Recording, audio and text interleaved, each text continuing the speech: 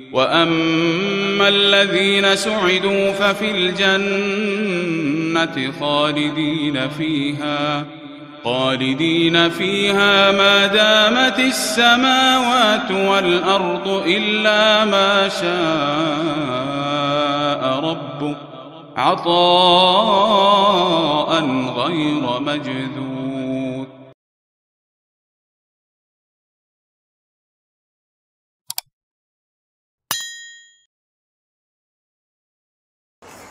بسم اللہ الرحمن الرحیم نحمدہ ونصلی علی رسولہ الکریم اما بعد. محترم دوستوں اور بزرگوں، میں تعویذ اور جھاڑ پھونک کے سلسلے میں اسلام کی جو تعلیمات ہیں وہ آپ حضرات کے سامنے رکھ رہا تھا. گزشتہ کئی مجلسوں سے آپ کے سامنے نظر لگنے کے متعلق میں نبوی تعلیمات ذکر کر رہا تھا.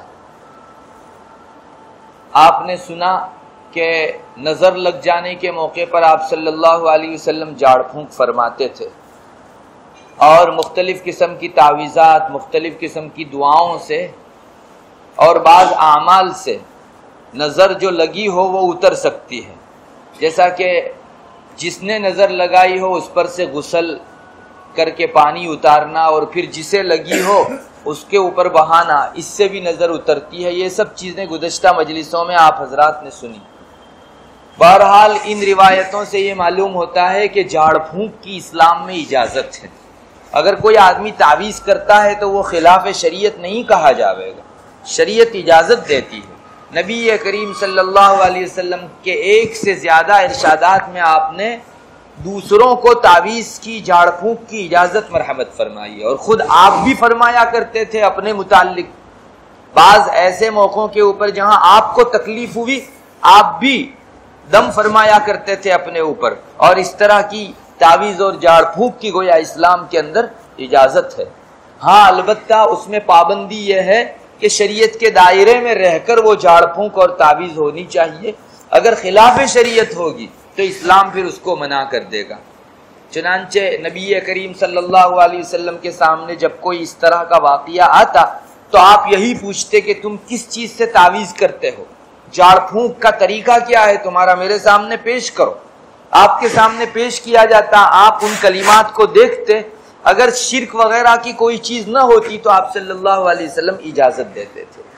چنانچہ حضرت جابر رضی اللہ تعالیٰ عنہ کی روایت مشکات شریف میں موجود ہے. فرماتے ہیں کہ ایک مرتبہ نبی کریم صلی اللہ علیہ وسلم سے پوچھا گیا کہ تعویذ اور جھاڑ پھونک کے متعلق کیا ارشاد ہوتا ہے. ابھی یہ چرچا چل رہی تھی اور وہاں کی ایک برادری تھی، وہاں کا ایک خاندان تھا آل عمرو ابن حزم.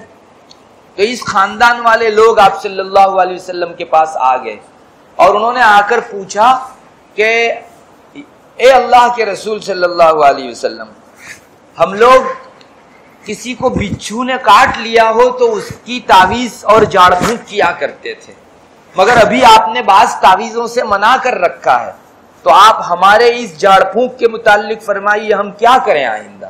یعنی ان کے خاندان میں پہلے سے چلا آ رہا ہوگا کہ کسی کو بچھو نے کاٹ لیا ہو تو اس کے لیے کچھ پڑھ کے اتار دیا کرتے تھے بچھو کا ڈنک.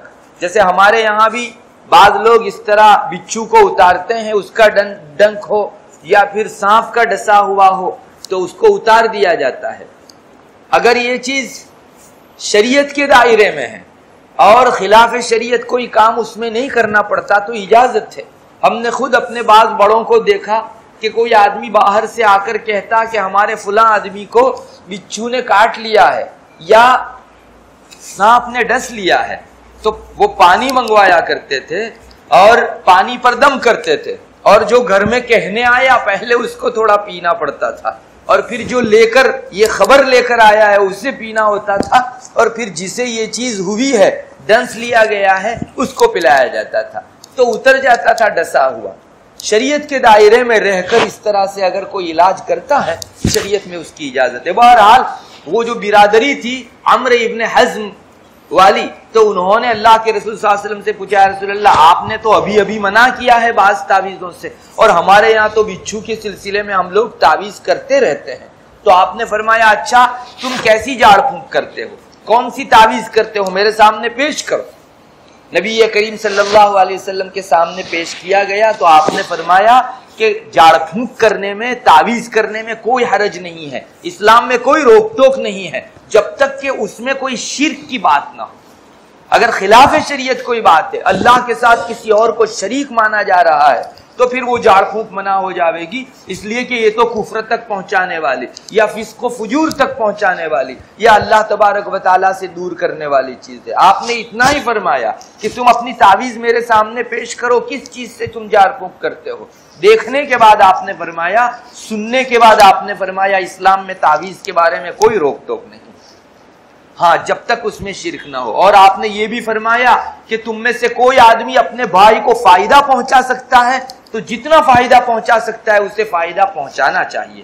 آپ کو ایک علاج آتا ہے، آپ کے بھائی کو سانپ نے یا بچھو نے ڈس لیا تو آپ ایسے موقع پر چپ رہنے کے بجائے اس آدمی کا علاج کرو اور اپنے جھاڑ پھونک کے ذریعے سے اس آدمی کے اس ڈسے ہوئے درد کو ختم کرو۔ یہ آپ فرما رہے تھے کہ اپنے بھائی کو جتنا فائدہ پہنچا سکو اتنا فائدہ پہنچانا چاہیے، اور یہ لوجہ اللہ جتنا ہوتا ہے، پیسے وغیرہ کی بات اس میں نہیں ہوتی، اتنا فائدہ زیادہ کرتا ہے، چونکہ اس میں خلوص بہت زیادہ رہتا ہے۔ خالص اللہ کے لیے یہ آدمی نفع پہنچانے کی نیت سے، دوسروں کو فائدہ پہنچانے کی نیت سے ایسا کام کر رہا ہے، اللہ اس کے بول میں، اس کے کلمات میں، اس کے پڑھے ہوئے میں برکت رکھ دیتا ہے، جس سے سامنے والے کو بہت اچھا ہو جاتا ہے۔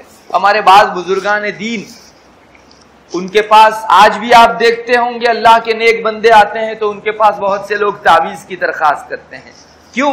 اس لیے کہ ان کا کنیکشن اللہ تبارک و تعالیٰ کے ساتھ بہت مضبوط ہے۔ یہ ایک مرتبہ اللہ تعالیٰ کو درخواست کر دیں تو اللہ وہ کام پورا کر دیتا ہے۔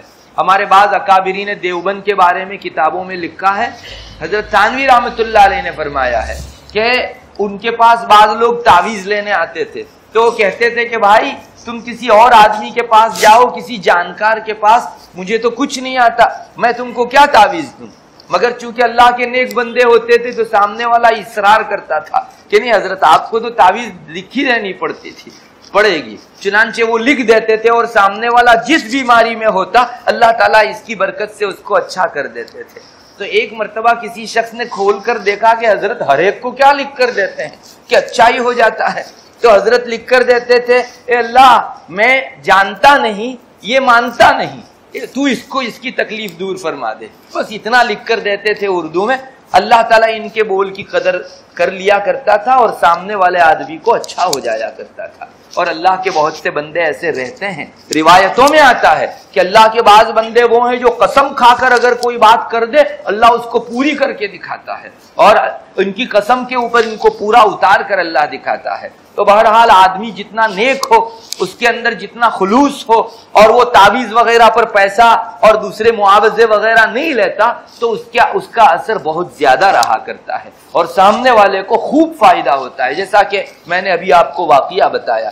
اور آپ صلی اللہ علیہ وسلم نے تو فرمایا ہے کہ تمہارے پاس کوئی ہنر ہو، کوئی فن ہو، کچھ جانکاری ہو، دوسرے کا آپ بھلا کر سکتے ہو، کسی کا نفع کر سکتے ہو تو آپ کو نفع کر دینا چاہیے۔ ایک اور روایت ہے عوف ابن مالک اشجعی رضی اللہ تعالیٰ عنہ، یہ بھی نبی کریم صلی اللہ علیہ وسلم کے صحابی تھے۔ وہ فرماتے ہیں روایت کے اندر کہ جاہلیت کے دور میں بھی لوگ تعویذ کیا کرتے تھے، تو عوف کہتے ہیں یہ صحابی کہ میں نے رسول اللہ صلی اللہ علیہ وسلم سے پوچھا ہے رسول اللہ تعویذ کے بارے میں آپ کی رائے کیا ہے؟ صحابہ ہمیشہ کچھ بھی کام کرتے وہ آپ صلی اللہ علیہ وسلم سے پوچھ کر کیا کرتے تھے، اپنے گھر کا کوئی کام ہو، باہر کا کوئی کام ہو، شریعت سے متعلق ہو یا اپنی دنیاوی امور سے متعلق۔ صحابہ کا ایک مزاج ہی بن گیا تھا کہ وہ نبی کریم صلی اللہ علیہ وسلم سے دریافت کرتے، اور اس سے بڑی بات یہ تھی کہ وہاں سے جو حکم ملتا آنکھ بند کر کے اس پر عمل کرتے۔ ایسا نہیں کہ اپنے فائدے کے لیے ہم نے پوچھا، اگر فائدے کی بات آئی تو عمل کیا، اور شریعت میں آپ کے فائدے کے خلاف کوئی چیز آپ کو نظر آئی تو آپ عمل نہ کریں۔ یہ آج مزاج بن گیا ہے، لوگوں کا فتویٰ پوچھنے میں بھی یہی مزاج ہے، اپنے من کا جہاں سے فتویٰ آتا ہے وہاں سے خوب قبول کرتے ہیں، اور من کے خلاف آتا ہے تو دوسری جگہ تھوڑا سا سوال بدل کے پوچھتے ہیں۔ یہ اللہ تعالیٰ سے کھلواڑ ہے۔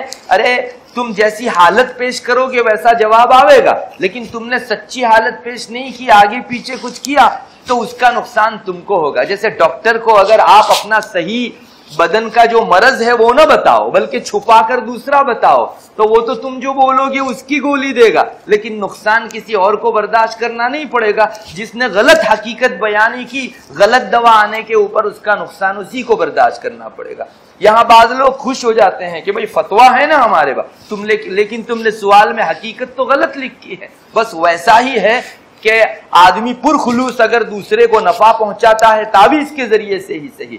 صحابہ کا یہ مزاج تھا. حضرت عوف نے پوچھا کہ یا رسول اللہ, جاہلیت کے دور میں ہمارے یہاں تعویذ کرنے کا بڑا مزاج تھا, آپ کیا فرماتے, آپ کی رائے کیا ہے؟ تو نبی کریم صلی اللہ علیہ وسلم نے ان کو فرمایا کہ اچھا تمہاری تعویذ لاؤ, کون سی چیز سے تم تعویذ کرتے ہو؟ انہوں نے پیش کی تعویذ, اور آپ صلی اللہ علیہ وسلم نے اس کے جواب میں فرمایا کہ اسلام میں تعویذ کرنے کے اندر کوئی حرج نہیں ہے جب تک کہ اس میں شرک کی بات نہ ہو.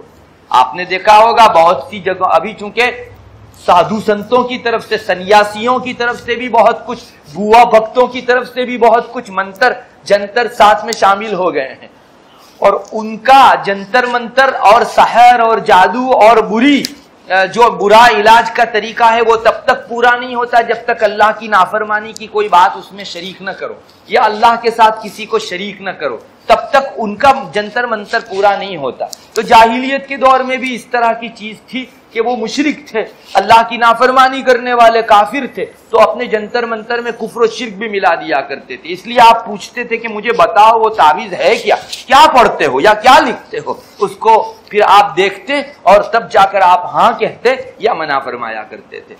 آج بھی آپ دیکھیں گے کفار و مشرکین کی تعویذ کی کتابیں, ان کی جھاڑ پھونک کی کتابیں بھی, پستک بھی چھپے ہوئے ہیں, اور بعض لوگ شرکیہ الفاظ اس میں استعمال کرتے ہیں. اگر مومن ایسا لفظ استعمال کر کے جھاڑ پھونک کرنے جاوے گا تو پھر دائرہ ایمان سے باہر نکل جاوے گا, اس لیے کہ آپ نے اللہ کے ساتھ کسی کو شریک ٹھہرایا.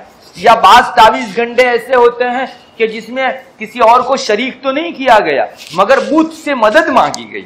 یا جیسے آج مجاوروں کے یہاں جو جھاڑ پھونک ہوتی ہے تو اس میں جو صاحب قبر ہے اس سے مدد مانگی جاتی ہے, حالانکہ اللہ کے علاوہ کسی کی عبادت جیسے جائز نہیں ہے, اللہ کے علاوہ کسی سے مدد مانگنا بھی جائز نہیں ہے.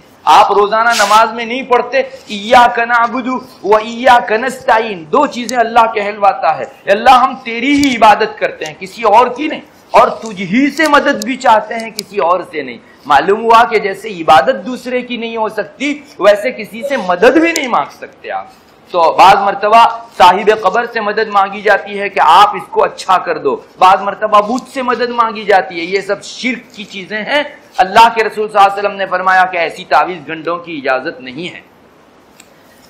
اور بچھو کے متعلق خود آپ صلی اللہ علیہ وسلم کیا جھاڑ پھونک فرماتے تھے وہ بھی روایت میں آتا ہے. حضرت علی رضی اللہ تعالیٰ عنہ کی روایت ہے, ایک مرتبہ رسول اللہ صلی اللہ علیہ وسلم نماز پڑھ رہے تھے, نماز کے اندر آپ کا ہاتھ سجدے میں جاتے ہوئے یا کسی اور موقع پر پڑ گیا. اب اس زمانے میں لائٹ وغیرہ نہیں تھی اور گھر بھی بالکل کچے تھے, تو آپ کا ہاتھ جب زمین پر پڑا تو ایک بچھو نے آپ کو کاٹ لیا.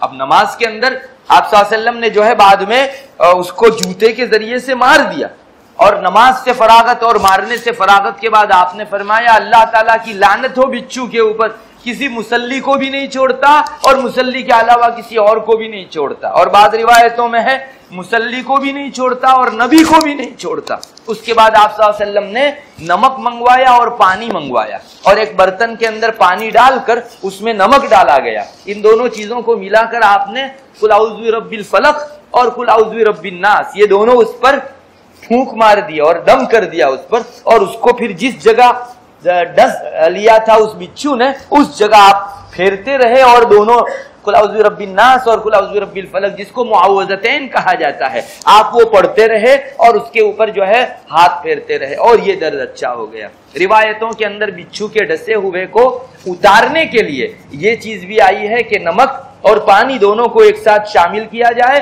اور دم کیا جائے پھر ان کو, اور وہ پانی لے کر جس جگہ بچھو نے ڈس لیا ہو اس جگہ آپ پھیرتے جائیے, معوذتین پڑھتے جائیے, قل اعوذ برب الفلق اور قل اعوذ برب الناس. اللہ تبارک و تعالیٰ اس کی برکت سے وہ بچھو کا ڈنگ جو ہے وہ ختم فرما دیا کرتے ہیں.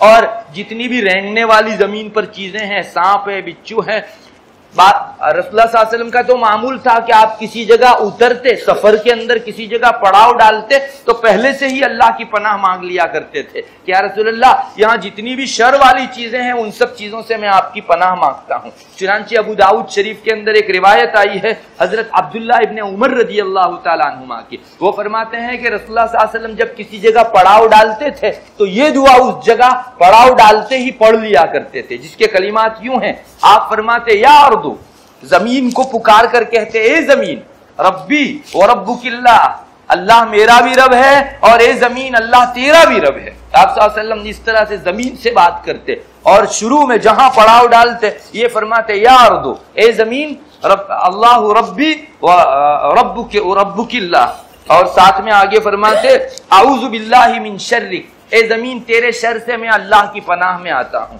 और आगे फरमाते वशर्रि मा फीही, और तेरे अंदर जो चीजें हैं उन सब के शुरूर से भी मैं अल्लाह की पनाह में आता हूं।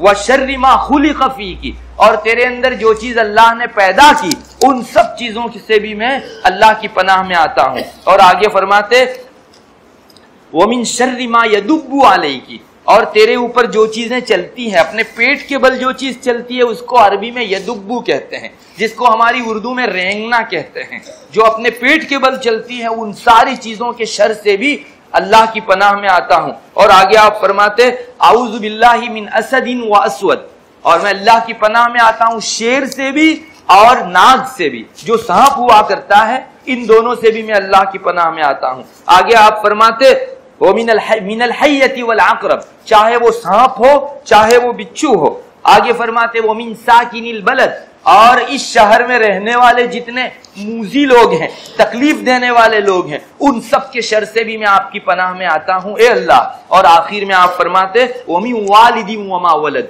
वालिद के शर से भी और औलाद के शर से भी मैं आपकी पनाह में आता हूं। इतनी प्यारी दुआ है, अगर कोई आदमी किसी जगह पड़ाव डाले और उस जगह पढ़ ले इंशाअल्लाह सब चीजों से महफूज हो जाएगा। न तो उसको कोई शेर, चीता और कोई और फाड़ खाने वाला जानवर फाड़ सकता है और न ही सांप बिच्छू उसको डस सकते हैं। आज आपने देखा होगा कितने ही अखबार के अंदर वाकयात आते हैं कि फुला जगह बच्चे को दीपड़ा उठाकर ले गया या बाघ ने फाड़ दिया। बहुत अच्छा होगा कि हम लोग अपने घरों के अंदर भी इस दुआ को पढ़ा करें।